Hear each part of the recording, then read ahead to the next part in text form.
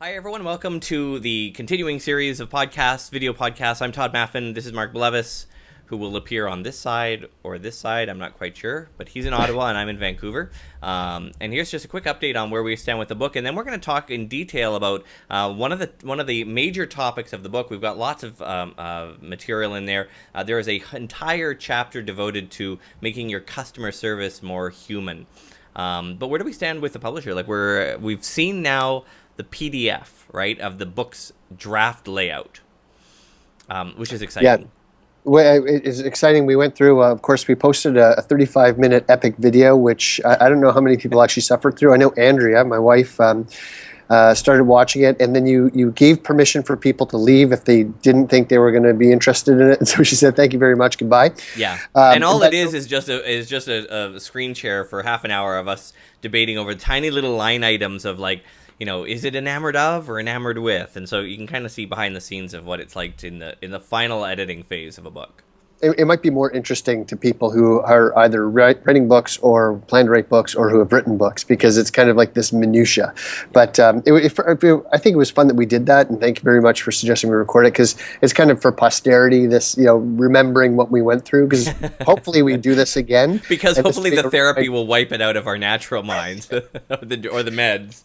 Yeah. So, and another thing that's exciting, we won't say who yet, but we are starting to get praise emails in now. So we've circulated the manuscript. Can we say the one that we got? I don't want to say it yet because, you know, I don't know if there's any politics in some of the people who we've asked praise for and all that stuff. So, you know, I think it's better to keep it as a surprise until we release it. But praise is like the publishing industry's jargon. We're not actually like seeking praise, but it's the jargon they use for those little blurb testimonials that often go on the back of the book, or on the or on some inside pages and things. But yeah, huge name in social media. Let's say social media in normal, like one of the top. Loved the book and thought it was refreshing. I think was the book. Where do you? Yeah, I can't remember I don't have it in front of me. I actually printed it out and put it on my monitor at work because it's kind of nice to have it. It's exciting to see them roll in for sure. And what's really cool about that is some of the people, now we've just started putting out the requests and we're starting to get responses, but some people who are saying, you know, I'm on vacation, but I'll see if I can squeeze it in, send me a copy. And just the very thought that people would even consider trying to wedge it into their vacation schedules right now, like that to me is like huge. Very much so. So here's where we stand in terms of what we want to talk about today. So the book, when you get it on October 4th, and hopefully you're pre-ordering as we speak on Amazon, the book is organized into kind of three sections. The first is we talk about TOUCH, and there's an acronym, and in future videos we'll tell you what all of those stand for. Yeah, we've got a little acronym of five-fingered hands. So each of these five components will make you a human organization. That's the first section. The second section is an audit that we'll walk you through. It's 15 questions. You score yourself to determine how human your organization is currently. And the remainder of the book, the bulk of it, breaks down kind of like line by line or horizontal by horizontal in a company. So marketing, communications. Anyway, the types of functions in a business, silos, I suppose. So marketing, communications, web social, leadership, there's a whole section that starts off, in fact, it's so important, customer service, legal, all sorts of areas. And the ones that we wanted to talk about today is how to bring more humanity into your business's customer service department, because God knows most need help.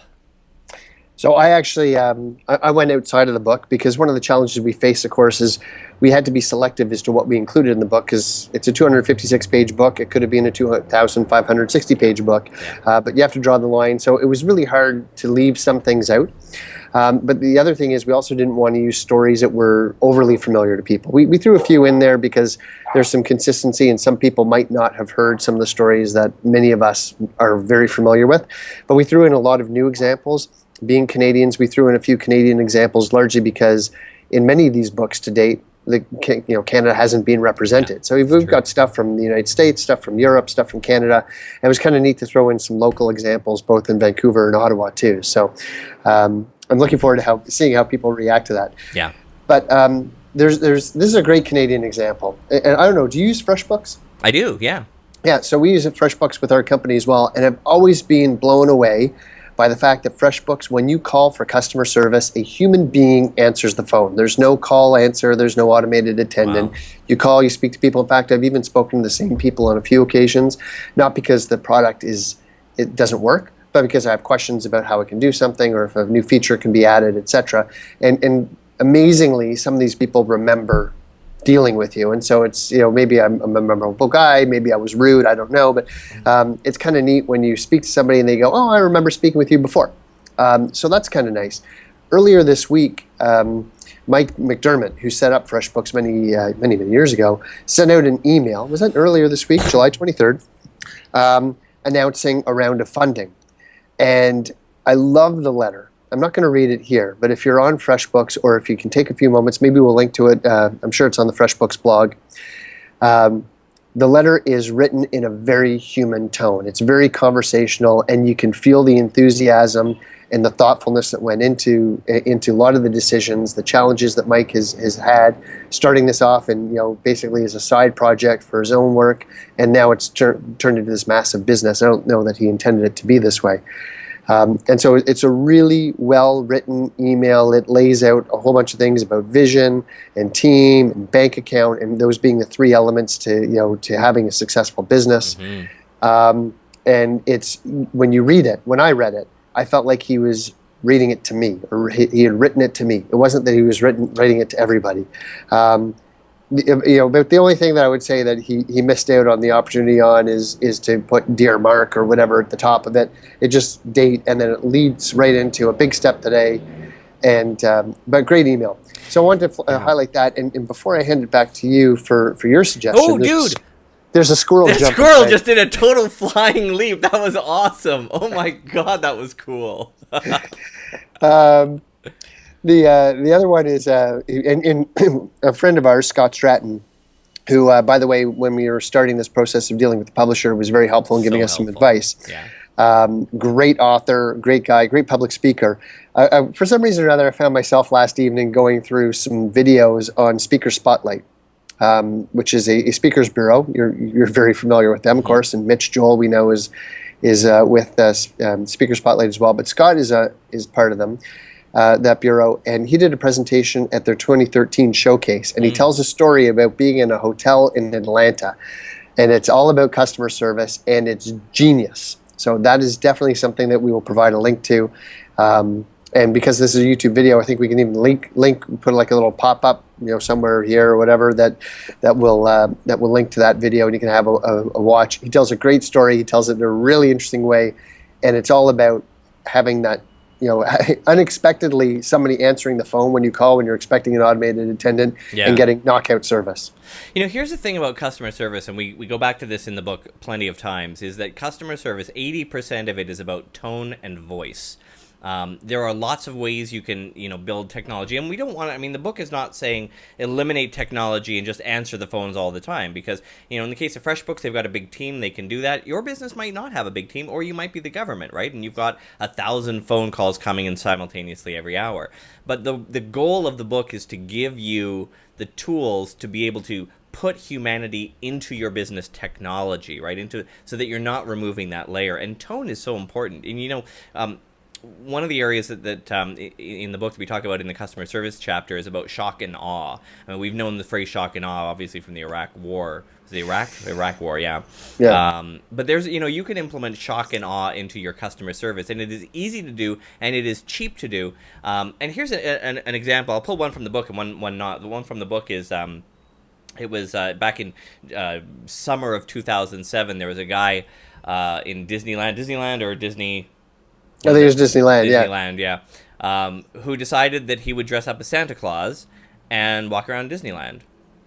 Who cares? This guy liked Santa Claus, and Disney freaked out, and they had him escorted from the area. What a missed opportunity in customer service that is. First of all, to be able to, encourage the guy, pull them aside. If there's issues around, listen, we have our own mascots. You can't be doing a different mascot. Pull him aside. Give him a certificate to come back another day. Take photographs of it. Put it on Instagram. When was the last time Santa Claus showed up? I mean, there's so many opportunities here.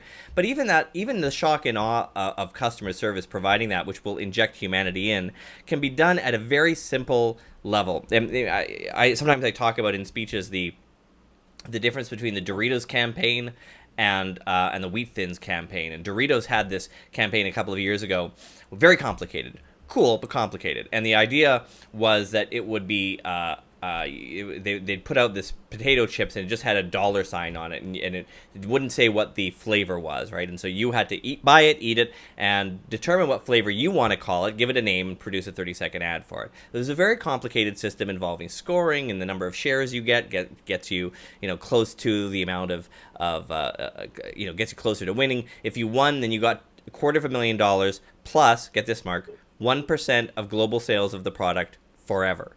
Okay, so we are in the wrong business. Yeah, totally. And great, but complicated, right? So here's a way that Wheat Thins did that I thought was spectacular. It falls into this shock and awe that we're talking about. Is they just went on Twitter for free and they looked for people talking about Wheat Thins, and they showed the one was this nurse, and she was in the U.S. and she basically said, I'm out of Wheat Thins again. I'm out of Wheat Thins. My life is officially over. Kind of dramatic. Tabitha. Yes. Okay, do you recall tweeting, I'm out of Wheat Thins. My life is officially over. Yeah? We got a hold of that. We just want you to be sure that you're aware that we have plenty of Wheat Thins. And that's for you. That's just a gift. That is a lot of Wheat Thins. Oh my gosh. Everybody in the van, let's go. In the truck. You take care, all right? Come on, boys. And they Who's just next? leave her with these Wheat Thins, and hopefully, she's got a good storage unit to put all this in. But Yeah. Costs almost nothing, right? Well, Obviously, I think they would normally expect at that point that she would just give them a whole bunch away, which is also probably good marketing for them, right? Exactly. So that is something that did not cost a lot of money, like the Doritos one. Managing all that, the point values. They had to hire a firm to check on YouTube to see who was sharing it what. This is just go on Twitter, find a customer of yours who's doing something awesome or mentioning your brand, and just shock and awe them, and surprise them. And it's amazing how simple this can be, and how few companies. And well, think about it and the story value of that marketing. Like here, you are telling that story. That woman has a story to tell. All the friends that she gave Wheat Thins to, the neighbors, all those people have a story to tell. I'm sure it made the news as well. The same thing with WestJet, with their Christmas campaign. Like when you talk about WestJet now, so many people know about that Christmas video that they created. Yeah, where if you haven't seen it, they asked people when they were getting on a plane. Santa Claus asked them, what they wanted for Christmas, and everyone just thought it was kind of a goofy stunt. While they were in flight, with the 2 flights in the air to get all those presents, not a moment to spare. WestJet employees went to all these stores, bought what every passenger asked for, everything from mittens to a big screen TV. They bought it and had those gifts waiting for them when they arrived on their flight.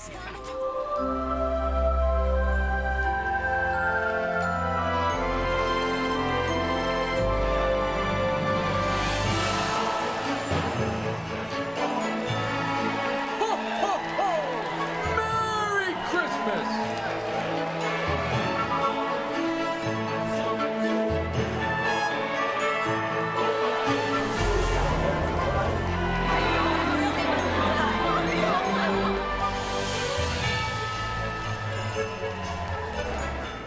But I find, I don't know about you, Mark, but I find that in the attempt to do customer service, companies will sometimes over-clutter it with their brand. And here's an example: is Fido is my cell phone provider. I've never used another cell phone provider. I've only ever had Fido. I used to sit on their advisory board years ago. Great company, good customer service, except when you call them, and they're almost good. They're almost good, okay? Because you do eventually get a person. But here's what it says.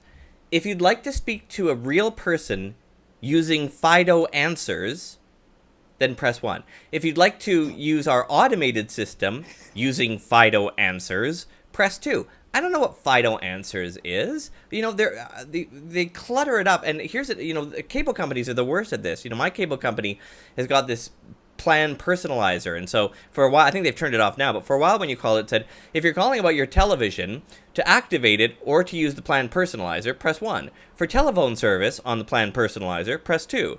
For internet service on the It plan seems redundant at personalizer- that point, doesn't it? redundant, and I don't know what the plan personalizer is. Like it's crazy. It reminds me of, I mean, here's another example we talk about in the book that you know, you often you'll go to a website to get customer service from, you know, let's like a FreshBooks, a web app, and often they've got these chat windows that you can chat into, right? You type in your question. Oh, I know you're not a fan of these.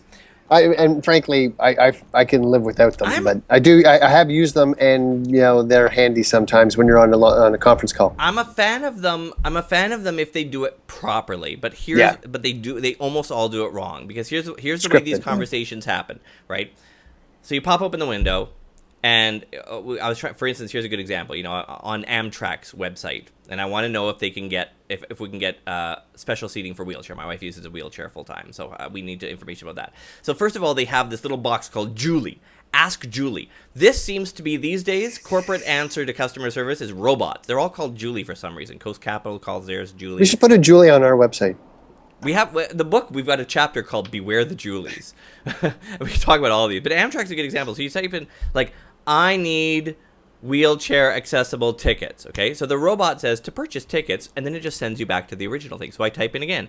No, I need wheelchair. Put it in capitals. To purchase tickets, like it ignores it. So you go to a human on one of these chat windows, right? You pop it up. Now you're presumably speaking with a human being somewhere. So you type it in again. I need to buy wheelchair accessible seating. How do I do that? And then you wait. And you wait. And you wait for like a minute or two. And what you get back is a response that says, "Thank you very much. How can I help you?" So then you say, "I need to find wheelchair seating," right? And then another 2 minutes goes by, and then they respond with a scripted line that is almost always, and you hear this sometimes on phone calls like this, is, "I can definitely help you with that." They always say this, even if they aren't going to help you with it. They always say, "I can definitely help you with that."